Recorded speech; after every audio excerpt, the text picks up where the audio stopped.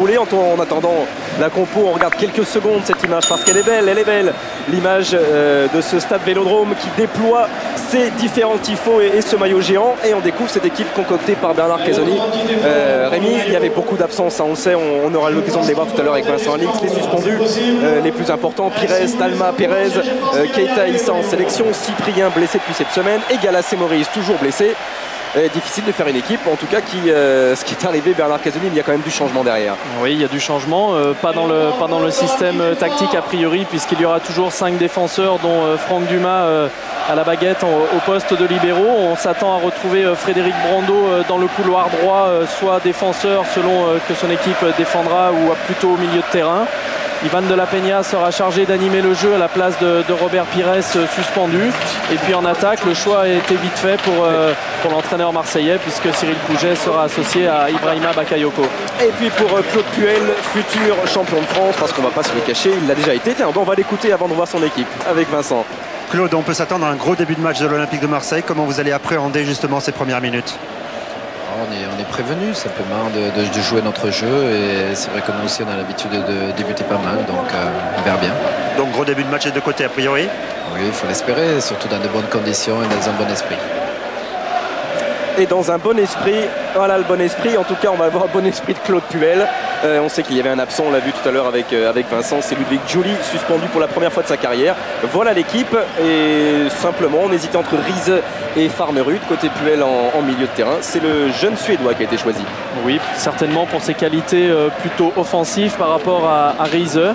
On s'attend également à retrouver donc Sabri Lamouchi sur le côté droit en lieu et place de Ludovic Giuli, évidemment pas forcément avec les mêmes qualité que Ludovic Giuli, mais Sabri Lamouchi a l'habitude d'occuper ce poste parfois en fin de partie. Sinon la composition est classique. D'Acosta par contre retrouve un poste de milieu de terrain défensif. Willy Sagnol regagne le côté droit de la défense, et voilà, sinon le reste est classique. Devant, Marco Simone sera épaulé par Trezeguet qui retrouve son poste après l'intérim de Perso et Gallardo à la baguette. Voilà, cet AS Monaco à la recherche de son 7e titre, et cet Olympique de Marseille à la recherche tout simplement du maintien. On entre avec les deux équipes et on profite de l'ambiance du Vélodrome.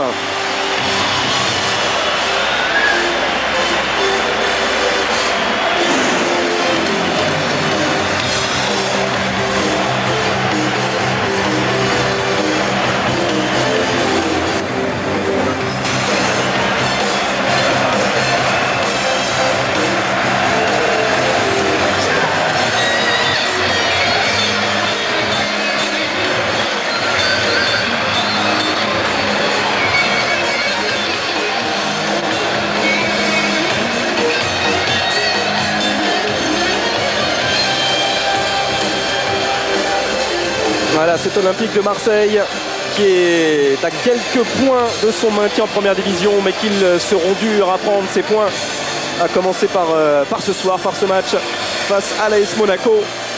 Marseille et tout un peuple mobilisé autour de l'équipe et autour de la Provence d'ailleurs. Le quotidien régional, c'est un appel à la mobilisation générale, tous derrière l'OM. Les grands anciens ont tous témoigné dans le journal toute la semaine pour cet OM 99-2000. Et en face de lui, cet AS Monaco qui n'est qu'à 3 points, qui a une victoire, cette 20e victoire de la saison éventuelle avant un nouveau titre de champion de France. L'arbitre, c'est Monsieur Sars et Ibrahima Bakayoko et Cyril Pouget autour du ballon pour donner le coup d'envoi de ce grand match de la 30e journée de ce Marseille-Monaco que tout le monde attend et qui pourrait voir Monaco champion de France, ou voir éventuellement Marseille se relancer pour le maintien.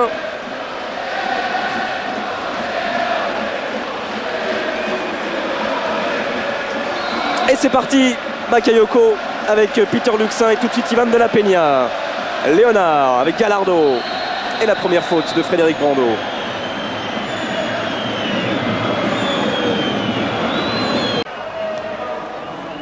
Qui lui croit dur comme fer, lui le Marseillais de naissance, tout comme Richard Martini d'ailleurs, dur comme fer à ce maintien de l'Olympique de Marseille en première division, qui a même reçu des cierges de Lourdes. Oui, mais c'est vrai qu'on parlait des cadres de cette équipe en début de partie. Abardonado est peut-être pas un cadre vu son passé, mais c'est un joueur de tempérament qui fait énormément de bien dans cette équipe. Oh, il est passé, Ibrahim Bakayoko devant Djetou, derrière Pouget pour la frappe. Et le cadre qui se dérobe pour quelques centimètres face à Cyril Pouget, la plus belle occasion depuis le début de la rencontre. Elle est marseillaise. Ah oui, c'est bien joué de la part d'Ibrahima Bakayoko qui la décale sur la fin de l'action. Pouget qui choisit d'ouvrir son pied. Il a peut-être pas forcément choisi le bon pied. Et sur le pied gauche, il avait peut-être plus d'angle pour frapper. En tout cas, à l'origine, il y avait cet homme, il y avait Ibrahima Bakayoko sur un superbe contrôle orienté qui avait complètement déséquilibré la défense monégasque. Et parce qu'on parle des automatismes, certes ils en ont, Gallardo, Lamouchi, Trezeguet et Simonet depuis quelques mois maintenant. En revanche, Bakayoko et Pouget n'ont qu'un très mince vécu ensemble. Ah, et pourtant il n'y avait pas d'hors-jeu sur cette ouverture de Simonet vers Lamouchi. Oui, Vincent. Nous sommes derrière le but de Stéphane Parato avec les Yankees et surtout avec Robert Pires. Robert Pires qui passe la soirée avec les Yankees. Comment vous vivez ça, Robert? Comment je vis ça comme une première expérience, et je crois que j'avais envie de découvrir ce que c'était l'ambiance derrière les deux buts. Je m'aperçois que c'est extraordinaire parce que c'est le feu. Je crois que tout le monde ici a envie de voir notre équipe gagner. Tout le monde a envie et tout le monde fait ce qu'il veut, et je crois que c'est le plus important. Merci Robert. Ah, étonnant de voir Robert Pires suspendu, on le sait, aujourd'hui est le champion du monde, passer cette rencontre avec les supporters marseillais. Et aux premières loges, juste derrière le but, en tout cas en première période, de Stéphane Parato, la tête de Christian Val. Luxin qui lui, en revanche, est très très concentré. Coup franc frappé par Franck Dumas.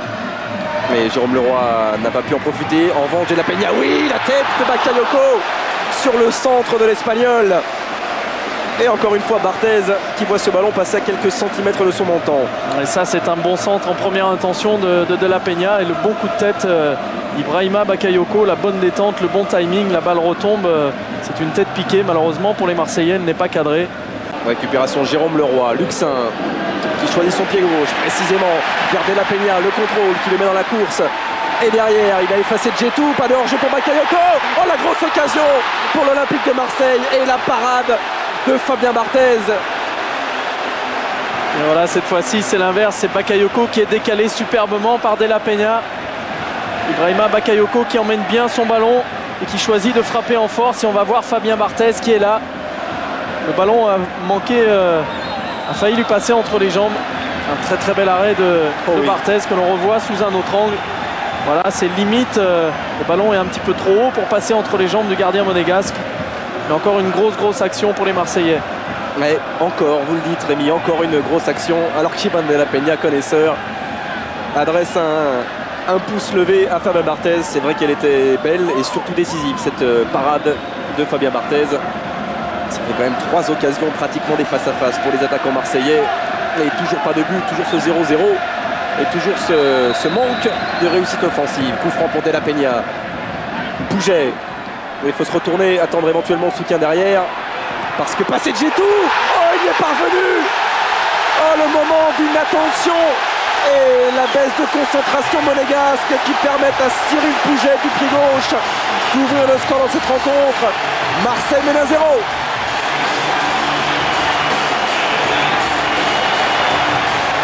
Et on va le revoir, c'est l'abnégation de Cyril Pouget qui lui permet de récupérer ce ballon qu'il a pratiquement perdu en duel avec les deux monégasques.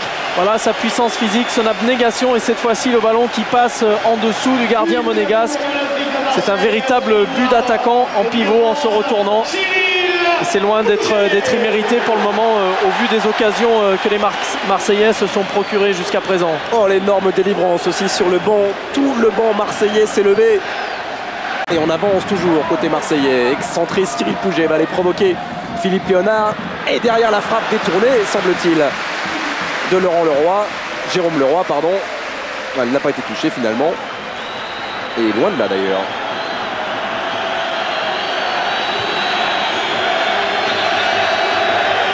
Alors on va s'expliquer avec Ivan De La Peña au départ.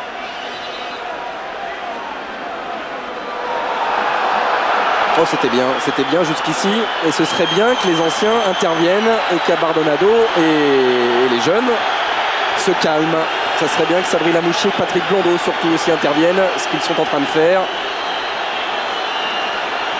Et ce que fait aussi Fabien Marthez en évacuant Marcelo Gallardo de l'échauffourée actuelle. Alors, on va pas faire un résumé de ça, on va pas se concentrer là-dessus. Oh, carton rouge pour De La Peña. Ouais, Carton rouge pour Ivan De La Peña.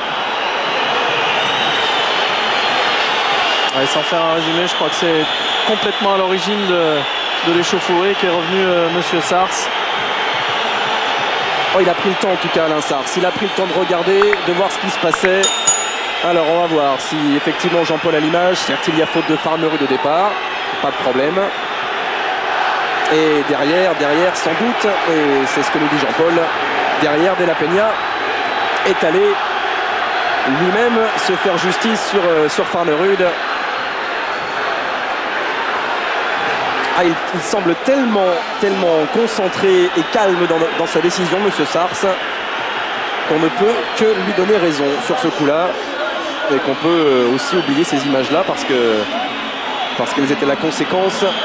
C'est vraiment dommage pour l'Olympique de Marseille. Oui. À ce moment du jeu où cet homme-là, justement, Ivan De La Peña était en train de revenir complètement dans le jeu. On l'avait souligné en début de partie, il était exilé un petit peu sur le côté gauche et puis chaque fois qu'il est revenu dans l'axe, il était dangereux. Et là, sur cette action, justement, il donnait encore un bon ballon à ses partenaires de par sa position axiale, et son absence dans le jeu maintenant pour les Marseillais va être terriblement difficile à gérer. Oui, il était l'un des joueurs les plus influents qui touchait le plus de ballons, et notamment dans la très bonne période qu'a connue Marseille depuis un quart d'heure. Et puis vous avez vu cette statistique, 9 cartons rouges pour Marseille cette saison, un seul pour Monaco. Ça aussi, ça pèse au long d'une saison. Et d'ailleurs, Marseille qui avait terminé à 10 lors du match aller, si mes souvenirs sont bons déjà. Exact. Brando exclu à un quart d'heure de la fin, et Marseille avait tenu. Oui, absolument. Avait tenu son match nul. Avait tenu sur un partout. Voilà, Christophe Galtier et Bernard Casoni qui vont accompagner Ivan De La Peña. Et évidemment, on ne vous cache rien, si nous avons l'image du contact entre De La Peña et Farmerud, nous vous la proposerons tout de suite. Ça, c'est une évidence.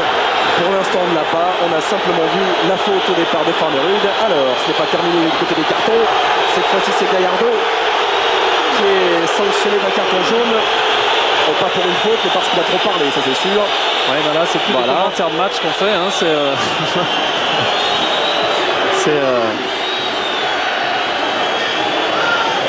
Évidemment, toute cette situation est très difficile à gérer pour un arbitre, parce qu'il y a des petits échauffourées qui éclatent un peu partout. Voilà un homme qui en profite pour prendre son temps et pour regarder ça avec un petit peu de recul. Marco Simone, attendre que tout cela soit terminé pour à nouveau se concentrer sur la rencontre.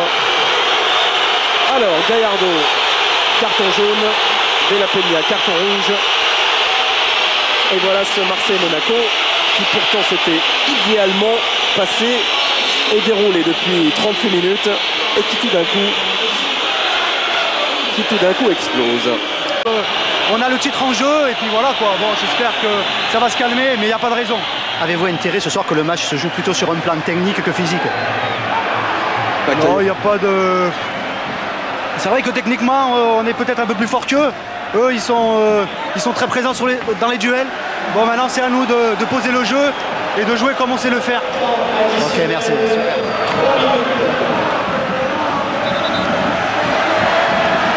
Allez, monsieur Sars. En rouge. Et cette fois-ci, c'est pour Philippe Léonard qui avait déjà été averti d'un carton jaune. Et ben voilà, deux équipes à 10 contre 10, juste avant la pause.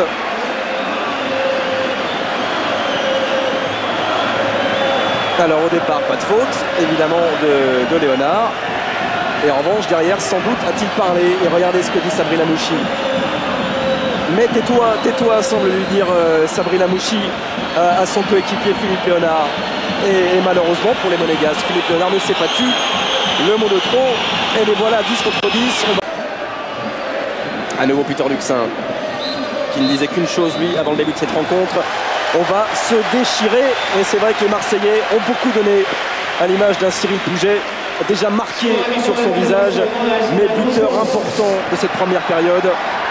Marseille mène 1-0 et a-t-on, avant la première interview, l'image justement, l'image de ce qui s'est passé avec Farnerud. Voilà, c'est grossi, la faute de Farnerud. Et derrière, attendez 2 secondes Laurent, 2 secondes. On n'a pas l'image en bas. Voilà l'image, et derrière, le coup d'Ivan de la Peña. Voilà l'explication au gros plan de la décision de M. Sars tout à l'heure. En tout cas, 2 équipes à dire. Enfin, je vais m'avancer peut-être un petit peu, mais il me semble qu'il aurait expulsé Gallardo pendant la mi-temps.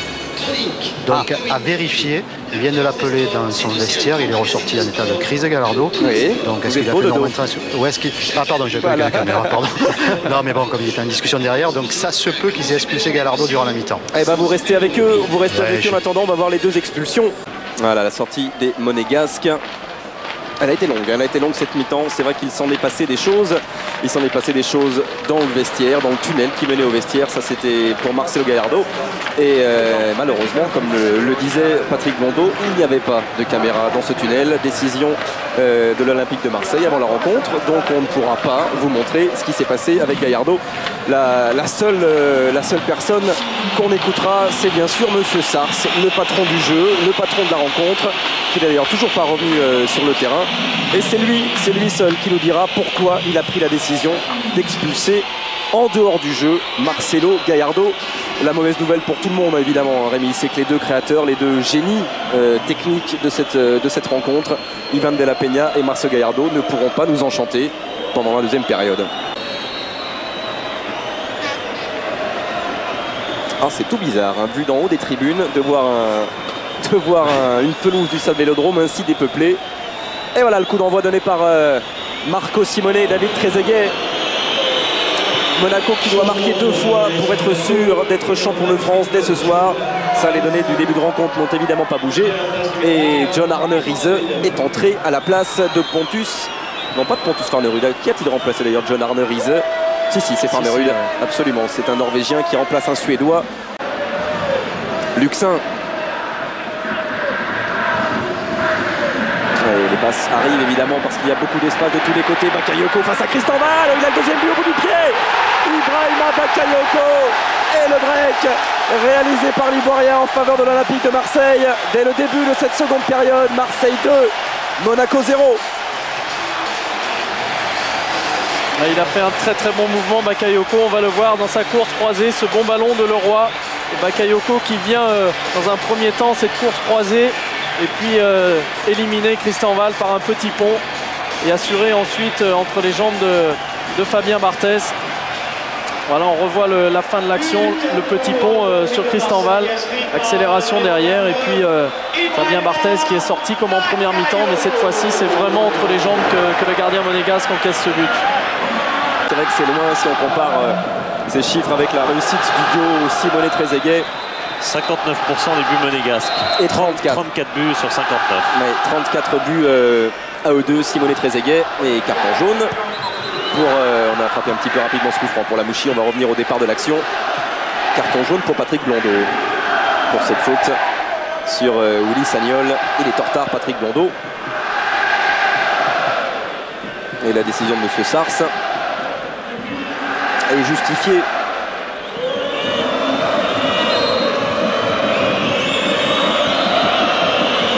Simone pour frapper le coup franc monégasque.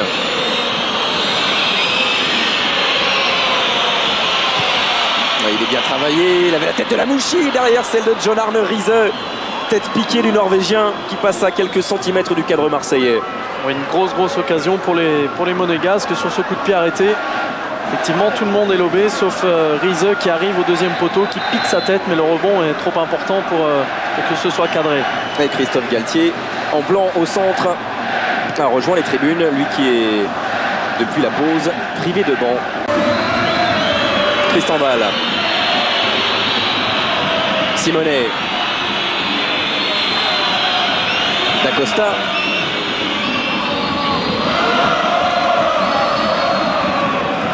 Alors, qui a perdu sa chaussure au passage, mais dans un contact avec un Marseillais, avec Peter Luxin en l'occurrence. Voilà la chaussure du Portugais. Et derrière, la décision de M. Sars de sanctionner Peter Luxin d'un coup franc qui va frapper Marco Simone. Ils sont à 8 pour l'instant les Monégasques, car D'Acosta est toujours en train de relasser sa chaussure. La tête de Riese. Oh, Bardonado qui se gêne. Et derrière le but, quel but! Quel but de David Trezeguet! Quel geste incroyable! La reprise retournée du champion du monde et 2-1, et des supporters monégasques qui se lèvent, et ce match qui est relancé maintenant. Oui, comme sur le coup de pied arrêté précédent, c'est John Arneries qui, sur cette remise de la tête, permet à David Trezeguet, contrairement au défenseur marseillais qui lui est très très concentré sur le ballon, qui lui permet de réaliser ce geste toujours impressionnant par un attaquant, mais beaucoup d'attentisme de la part des défenseurs marseillais sur ce but. Et ben, le match complètement relancé, le 19e but cette saison de David Trezeguet. La réaction marseillaise immédiate sans doute avec Patrick Blondeau. Et il est revenu à hauteur de Sonny Anderson. David Trezeguet en tête du classement des buteurs. Brando. Bakayoko. La récupération Cristambal. Lamouchi. Il cherchait Cristambal qui avait poursuivi son effort. Suivi par Richard Martini. Le centre de Riese. Il y a David Trezeguet par-dessus Bardonado. Oh, le deuxième but! L'égalisation pour David Trezeguet, Monaco. Et encore une fois, c'est cet homme qui vient s'imposer en renard des surfaces. Le 20e but cette saison pour Trezeguet. Et tout est relancé de partout. Oui, mais on le voit bien sur cette image, Grégoire. C'est du 1 contre 1 pratiquement, effectivement, dans la défense marseillaise. C'est ce que soulignait Laurent encore tout à l'heure. C'est un petit peu anormal quand même qu'en supériorité numérique, les Marseillais se retrouvent comme ça en 1 contre 1, surtout face à des joueurs comme David Trezeguet, qui ajuste là parfaitement à la fois son contrôle et la frappe de balle pour conclure. Quelle efficacité pour Trezeguet. Et du sacre de champion de France. Et Marseille a un but d'une victoire qui apporterait 3 points, qui ferait tellement de bien en vue du maintien. Patrick Blondeau. Luxin, il va frapper Peter Luxin. Oh, il était bien parti. Ce ballon, il l'a vu détourner, lui, Peter Luxin. Il m'a semblé qu'il était contré, oui. Et il est contré, ils se sont parlé, l'arbitre assistant et M. Sars. Il est détourné par Cristambal. Oui. Et ce détournement a bien failli être terrible pour Fabien Barthez. Et la position de Luxin était intelligente dans ce genre d'action. Lorsque l'on attaque comme ça, d'avoir un joueur en recul aux 30-35 mètres qui peut servir de distributeur ou bien avoir l'occasion de frapper comme il l'a fait là. Cristambal. Lamouchi. D'Acosta qui va prolonger jusqu'à Barthez face à Frédéric Brando. Oh, le contact dans la surface de réparation. Monsieur Sars était bien placé, il va laisser l'avantage, mais c'était pas terminé. Peter Luxin, oh, il a vu Bakayoko. 1 contre 1, Bakayoko face à Fabien Barthez. Et le 3e but marseillais. Et le doublé pour Bakayoko. Marseille mène 3-2. Ouais, la grosse récupération de Frédéric Brando qui est allé chercher ce ballon dans les pieds de Francisco D'Acosta qui a un petit peu tardé.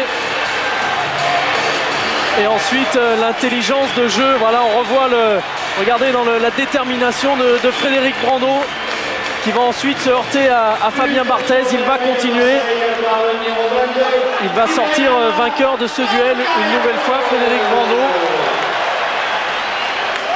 Et le ballon qui va revenir dans les pieds d'Ibrahima Bakayoko pour inscrire là le 3e but marseillais. Et encore entre les jambes de Fabien Barthez, et c'est de la folie. Maurice, Pérez, Dalma, Pires, et ils ont explosé tous ensemble, les blessés ou les suspendus marseillais. Et Moses, le Galéen, va remplacer Cyril Pouget pour les dernières minutes. Oui, Laurent. Non, c'est ça, il y avait le changement, excusez-moi. Non, mais Moses s'est trompé de côté, il était rentré à les Monégasques. Donc. Ça y est, il a réagi. Le Roi. Moses. Et le 2 qui fonctionne. Le Roi toujours face à Martin Djetou. Il est bien passé, le Roi à Cristambal. À nouveau Arthur Moses. Derrière le soutien de Peter Luxin qui va décaler Frédéric Brando. Et la frappe de Brando. Quelle est belle! Quelle est belle! Brando aura été l'homme de cette fin de match pour l'Olympique de Marseille. 4 buts à 2. Elle est magnifique, cette frappe de Frédéric Brando. Oui, c'est vrai, c'est lui qui avait été à l'origine de la récupération de balles du troisième but. Et puis là, il se trouve à la conclusion d'un beau mouvement collectif marseillais. Frédéric Brando qui va récupérer le ballon à une trentaine de mètres de son but. Il jette un coup d'œil derrière pour voir s'il est seul. Il a le temps d'armer sa frappe. Et là, elle est pure, elle est parfaite. Fabien Barthez un petit peu gêné au départ. Il ne voit pas exactement quand le ballon va partir. Par contre, on voit l'équilibre parfait dans la frappe de Frédéric Brando. Il la touche du bout des doigts, Fabien Barthez. Mais pas... Centre de Christenval, dégagement de Martini. Et les dernières secondes de possession de balle seront en faveur des Marseillais. Accélération de Jérôme Leroy, lui aussi avait des jambes jusqu'au bout. Ah, il va tenter le lob sur Fabien Barthez au-dessus de la transversale monégasque.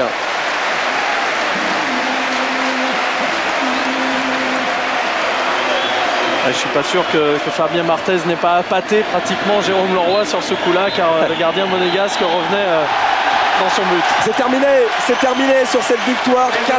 4-2 de l'Olympique de Marseille, doublé d'Ibrahim Bakayoko, but de Cyril Pouget qui avait ouvert le score en première période, et le quatrième pour Brando contre un doublé de Trezeguet.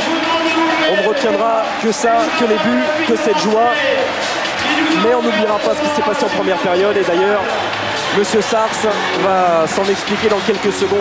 Il a donné son accord et en cela il est très professionnel, l'arbitre de la rencontre, Alain Sars. Il a donné son accord pour expliquer tout simplement ses décisions. Dans quelques secondes à Vincent Alix, profitons, nous, de ces images de bonheur pour Bakayoko.